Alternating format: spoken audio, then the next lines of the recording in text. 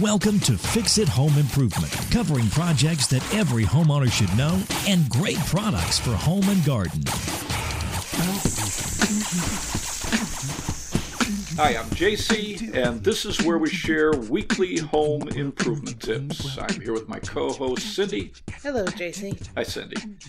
This week we're going to talk about replacing a gas water heater, and we'd like to thank Pam Cawley for liking and sharing the podcast. And we're waiting for book 16 to come back from the editor, and we'll let you know when you can download a free copy on Amazon. The U.S. Census Bureau says in 1920, only about 1% of U.S. homes had electricity and indoor plumbing. By 1940, about 50% of homes had hot water and a bathtub. And in 1960, about 25% of homes in 16 states didn't have complete plumbing facilities, which the plumbing code at the time defined as hot and cold piped water, a bathtub or shower, and a flushing toilet. That's pretty wild, isn't it? That's not that long ago. I know. This week we'll talk about replacing a gas water heater with a tank and atmospheric venting, which means it vents the exhaust gases up and out of the house out of a chimney-style flue. Cool. I just recently replaced my gas water heater. Congratulations. Thank you. Do you have hot water? Yes. So I thought I'd share some tips on products to make the job easier. Mm-hmm. My water lines are copper, and the gas line is black iron pipe. Is that common? So copper, PEX, and CPVC are common for water supply in homes. And if you have an older home, you could have galvanized steel or iron pipe. When I was investing in real estate here in the Chicago area, all of the older homes I bought had galvanized water pipes, which get very rusty over time. Black pipe, copper, and brass are used for gas going to appliances in homes, but there are other materials used in some areas, so you can run into things like PB pipe. What the heck is that? Which is polybutylene that was used as water pipe for years, but it was discontinued because it had such a high fail rate. When I installed my last water heater, I soldered all the fittings for the water pipe, and I used black pipe to the gas control. Installing a water heater isn't hard, right? Well, if you get a water... even you could do it? Yes. So if I can do it, almost anybody can do it. So if you get a water heater that's the same size as far as the height for the water and the placement of the gas valve, it can go pretty fast. But new water heaters are taller and wider because of the regulations for energy efficiency. Connecting the water pipe is pretty easy. The problem is working with gas pipe and tubing. If you're not experienced and don't correctly connect the parts, it could be dangerous. And if it's not vented properly, it could be dangerous or even deadly. Okay. In most communities, you need a permit, so an inspector checks the installation to make sure it's safe, or you'd hire a qualified professional to pull the permit. So you should check with your village or town before you do this? Yeah, that's always a good idea. The first thing you would do to remove the old water heater is shut off the gas valve to the water heater. Where's that? That should be within 6 feet of the water heater. Then you're going to shut off the water valve going to the water heater. You're going to open up the hot side of a faucet, and then you're going to connect a garden hose to the drain valve at the bottom of the water heater. You're going to run the hose to a floor drain, or you can use 5-gallon buckets to drain into. You're going to open up that drain valve at the bottom of the water heater, and then... How long does it take to drain? I've never really... You just did this. I had a lot of other stuff to do while I was draining the tank. So you don't just sit there and wait for it to drain? No, you'll be doing all these other things while it's draining. And the first thing is disconnect the gas line. If you have black pipe, you'll have a union. You're going to need 2 pipe wrenches or large adjustable pliers to unscrew the nut to separate the union. If you have a flexible gas connector, you'd use a pipe wrench or a large adjustable pliers to disconnect the nuts. If you have a flexible copper gas line, you'd loosen the flare nut. All right. Disconnect the vent pipe from the draft hood. What's that? So on a gas water heater, it's that cone-shaped piece at the top of the water heater that's connected to the vent pipe. There's a space between the top of the water heater and the hood so it can draw in air. And you can use some nylon cord or strapping to support the horizontal run of vent pipe if you need to. So when you disconnect the hood and the section of vent that's connected to it, usually you're going to have a couple sheet metal screws holding each section together. All right. Disconnect the water inlet and outlet pipe. You're usually going to have unions with copper pipe. If not, you're going to need a tubing cutter to cut the pipe, and leave the pipe long if you're cutting it. That gives you more flexibility when you're connecting the new water heater. Right. You could also have flexible connectors coming off the nipples on the top of the water heater, and those are easy. So this is like supply lines? Yeah, like super large supply lines. And these are easy to unscrew with a pipe wrench or large adjustable pliers. If you have PEX pipe in your house, you're going to have at least 18 inches of pipe, usually copper, coming off the top of the nipples on the water heater. Then it's connected to your PEX. And the PEX will be connected to the copper with a push-fit connector or to an adapter with a cinch or clamp ring, and you're going to cut off the pipe. All right. Then you can remove the discharge tube from the old water heater if you plan on reusing it. It's going to unscrew counterclockwise from the temperature and pressure relief valve. The tank should be drained by now, so that's how long it takes. You can use a two-wheel dolly to remove the tank and get it out of the house to the street for garbage pickup. My son and I used a stair-climbing dolly to get the water heater up out of the lower level. And check with your town for disposal. For our area, it needs to be empty, standing up, and next to the garbage bins on the day of your regular trash pickup. But check with your town. Some top-rated hand trucks come from Milwaukee, Milwaukee, Magliner, Magliner, and Costco, Cosco. For stair-climbing hand trucks, Upcart, it's UP, capital C-A-R-T, and Vestal, V-E-S-T-I-L. The new tank should come with pre-installed nipples on top and a temperature and pressure relief valve. A drip pan below the water heater is required if the tank is in an area where a leak could cause damage. Be sure to read through the instructions for the water heater you're installing for tips and requirements, like installing a water pressure reducing valve. If the pressure is 80 psi or above in your home, they want it 50 to 60 psi, and you should have a thermal expansion tank to protect the water heater. Okay. Each state decides the atmospheric vent size requirements for a residential tank water heater.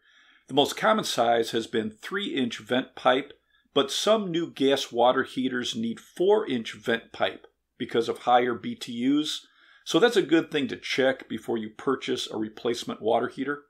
All right. On the water heater I replaced, I had copper pipe soldered to the dielectric unions on the nipples on the top of the water heater. Once I removed the old tank, I had to cut off the other side of the union with a pipe cutter on the hot side. On the cold side, I had an old shutoff valve and a saddle valve going to the humidifier on my furnace, and the other side of the union on the cold side. So that's the inlet side. I removed the soft copper tubing from the saddle valve and moved it out of the way. And since I planned on replacing the old shutoff valve and that saddle valve, I had to turn off the main water valve so I could use a tubing cutter above that shutoff valve to remove both valves and the other side of the union. If you're going from a water heater to solid copper pipe, you should use dielectric unions to connect the metal nipples on the top of the tank to the copper pipe. Dielectric unions have one side with a 3/4-inch female pipe thread for the water heater nipples. The other side of the union has a brass female shoulder that's soldered to the copper pipe. It has a rubber washer and an insulating sleeve, and that separates the two types of metal to help prevent corrosion. If you plan on soldering copper, you're going to need flux, solder, propane, and a torch head, and then something to light it if it doesn't have an igniter built into the torch head. A couple products that you could use rather than soldering is a push-fit flexible water supply that screws onto the nipple on one side, and it has a push-fit fitting on the other side. So you just slide the other side onto the copper pipe. Seems a lot easier. For a watertight connection. Yeah, pretty amazing. And push-fit water connectors work with copper, PEX, or CPVC pipe. There are also push-fit flexible water connectors with a built-in quarter-turn ball valve if you need to replace the shutoff valve going to the water heater. And SharkBite has top-rated push-fit stainless steel flexible water heater connectors. SharkBite is SharkBite. For my project, I replaced the shutoff valve that was soldered to the copper pipe with a plastic push-fit quarter-turn valve.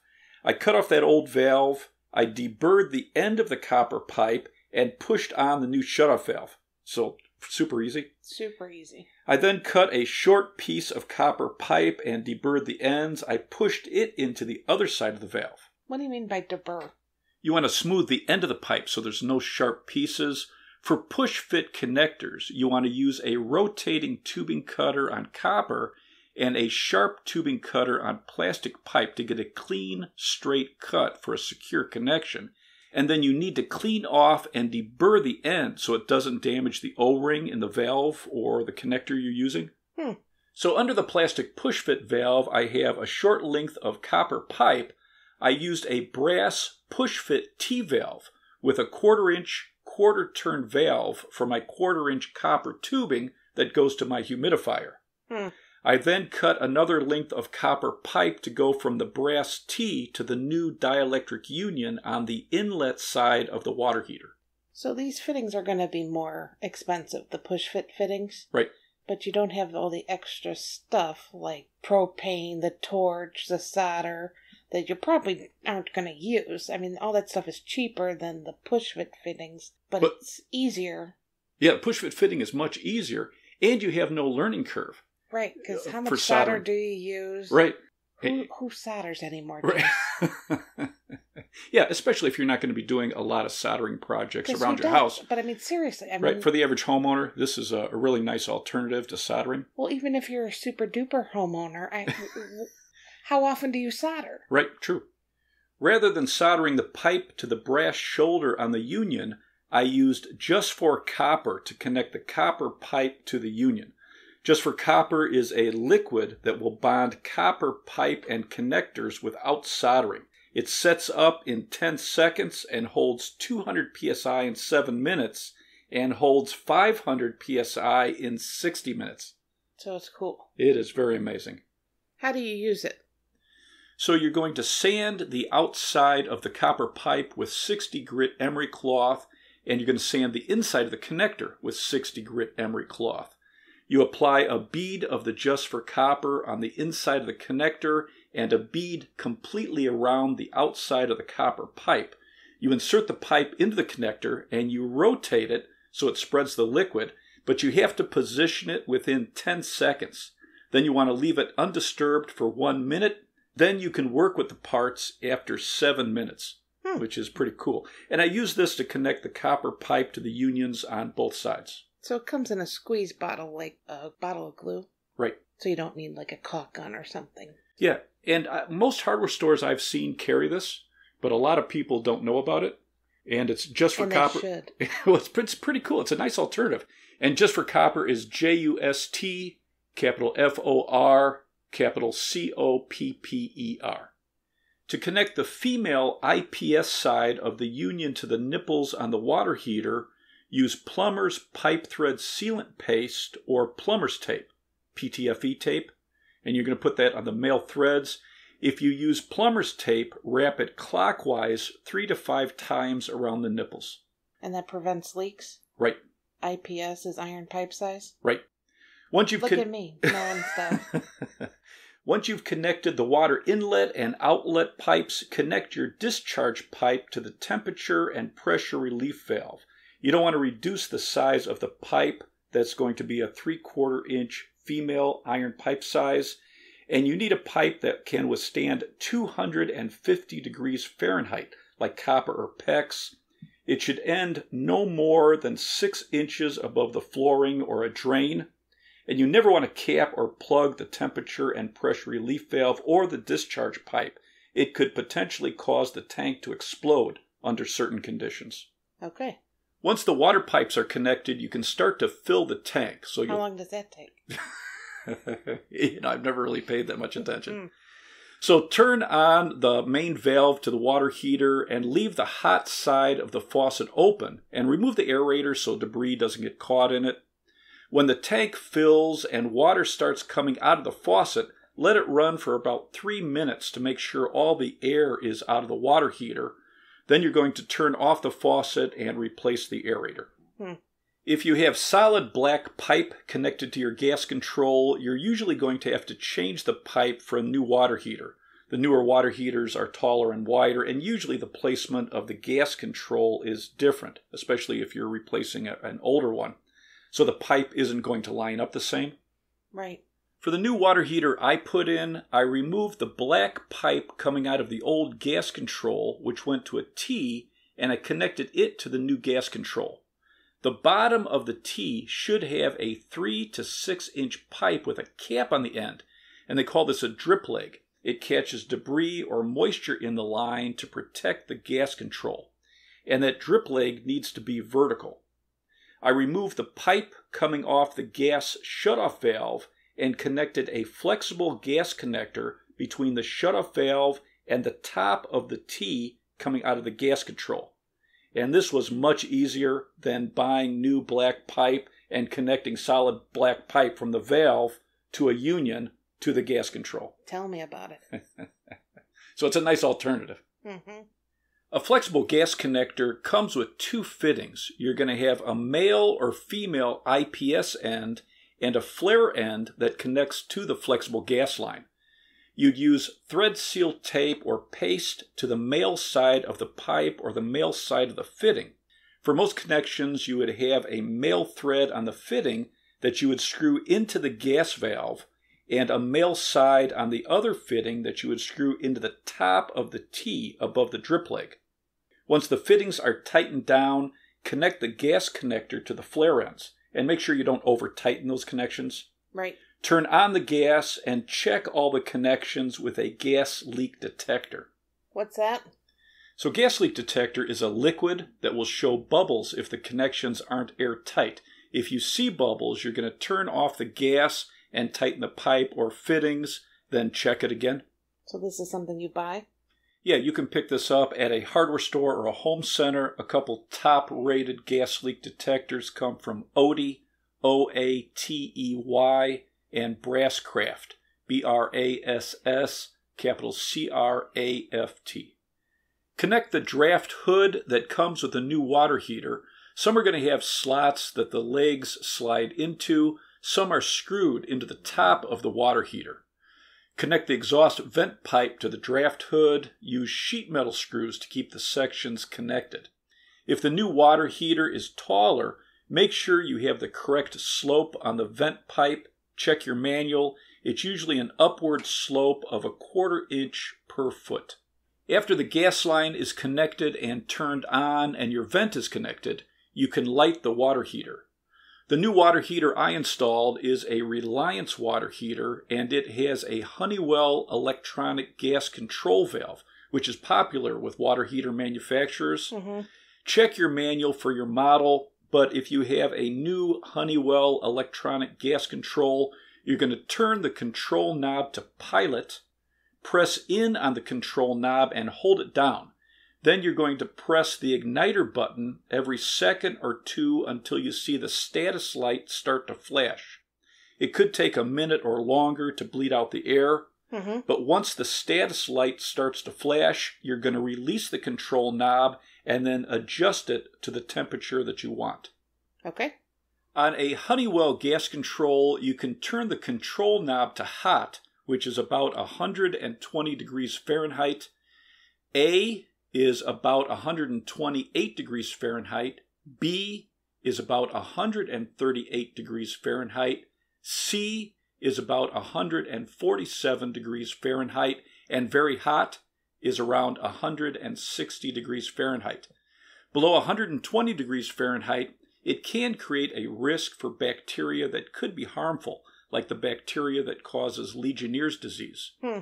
The Consumer Product Safety Commission recommends 120 degrees Fahrenheit to reduce the scalding risk and to save energy. Okay. After you set your temperature, allow the burner to operate for around 5 minutes. Then you want to check the draft. You're going to light a match, blow it out, and hold it about an inch away from the opening under the draft hood. The smoke should be drawn into the draft hood and up and out the vent. Cool. Some top-rated push-fit valves and connectors come from SharkBite and Watts. SharkBite is SharkBite. Watts is WATTS. And what's nice about these valves and connectors is they can rotate after they're connected to the pipe. So it's handy for teas if you need to adjust the positioning of it. Right. And it's watertight even when you maneuver it. So cool. Some top-rated gas water heaters come from A.O. Smith. It's capital A, capital O, capital S-M-I-T-H, Reliance, R-E-L-I-A-N-C-E, and Rheem, R-H-E-E-M. Do you have anything else to add? I think that's a good overview of some of the things you're going to have to think about when you're replacing a gas water heater. So you should make sure you read your manual before you start this. Absolutely. That you have all the parts that you need. You start early, and that the hardware store is open. Very smart. Let's wrap this up. You can subscribe to the podcast on your favorite podcast app. If you enjoyed it, please leave us a review. You can check out our home improvement videos on our YouTube channel, Fix It Home Improvement. And you can subscribe to that as well. You can download our ebooks, Home Improvement Solutions, What Every Homeowner Should Know, books 1 through 15 on Amazon. If you enjoyed it, please leave us a 5-star rating and review. You can email us at fixitpodcast@gmail.com. You can follow Cindy on Twitter at FixItCohost. And you can follow us on Instagram, Fix It Home Improvement. Thank you for listening. Talk to you next week.